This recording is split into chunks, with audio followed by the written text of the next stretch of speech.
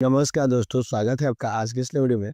मैं बात कर रहा हूँ आईबीपीएस के फॉर्म के बारे में। दोस्तों, कोई भी फॉर्म अगर आईबीपीएस का भरते हैं ना, तो उसमें आपको प्रॉब्लम क्या होता है कि आपका पेमेंट करने का जो तरीका है उसमें, वो आपको समझ में नहीं आता है। कैसे पेमेंट करें, कैसे नहीं करें? तो इसके लिए मैं आपको बहुत अच्छा और सिंपल ट्रिक बताऊँगा कि कैसे वो पेमेंट करना है। मतलब कि जो भी कैंडिडेट पेमेंट करते हैं ना, अगर किसी कारण से पेमेंट आपका फँस जाता है, रुक जाता है, तो कम से कम आप 24 घंटे का वेट कीजिए, तभी आप दूसरा पेमेंट कीजिए। नहीं तो आपका जो पेमेंट है ना, वो जो है डिक्लेयर हो जाएगा, मतलब आपका डबल पेमेंट हो जाएगा।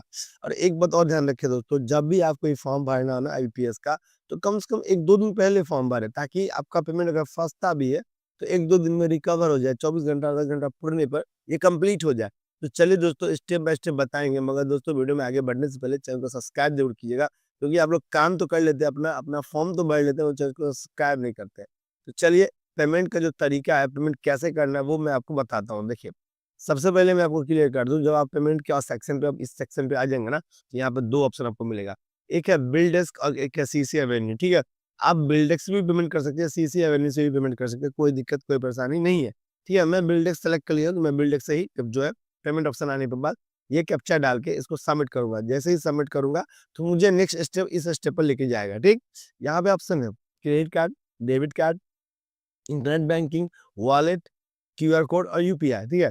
इतना सारा ऑप्शन है, इतना सारा ऑप्शन है दोस्तों। अगर आप डेबिट कार्ड यूज़ करते हैं, सपोज़ दैट आप फॉर्म भर रहे हैं, आपके फादर-मदर का डेबिट कार्ड है, तो आप डेबिट कार्ड से या क्रेडिट कार्ड से पेमेंट कर सकते हैं। डेबिट कार्ड ऑप्शन जैसे ही क्लिक करेंगे, तो ये आपको ऑप्शन आ जाएगा, डेबिट कार्ड नंबर डालिए, फिर आप पेमेंट कर लीजिए, ठीक है? अगर ऐसा ऑप्शन है तो, ठीक?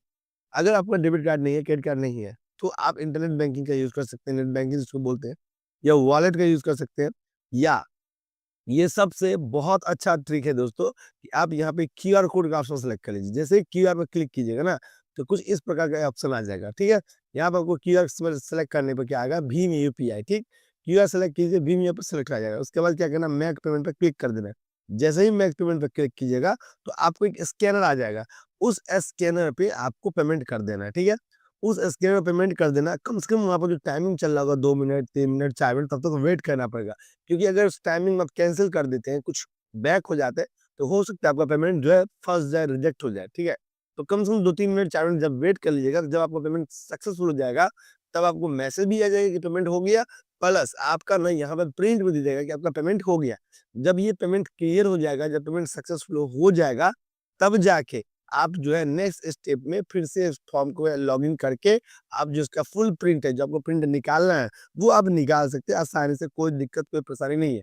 दोस्तों, अगर आप अभी तक वीडियो देख रहे हैं, तो प्लीज़ चैनल को सब्सक्राइब कर लीजिए, और अगर आपको पेमेंट करने में कोई प्रॉब्लम हो रहा है, तो आप मुझे फेसबुक, इंस्टाग्राम की मदद से संपर्क कीजिए। मैं आपको ज़रूर बताऊँगा कि कैसे पेमेंट करने का फुल और प्रोसेस है, मगर अगर मतलब जैसे आपको समझ भी नहीं आ रहा है कि मैं क्या कर रहा हूँ, तो वैसे इतना सिंपल पेमेंट ऑप्शन दिया है दोस्तों कि आप आसानी से कर सकते हैं। Thank you.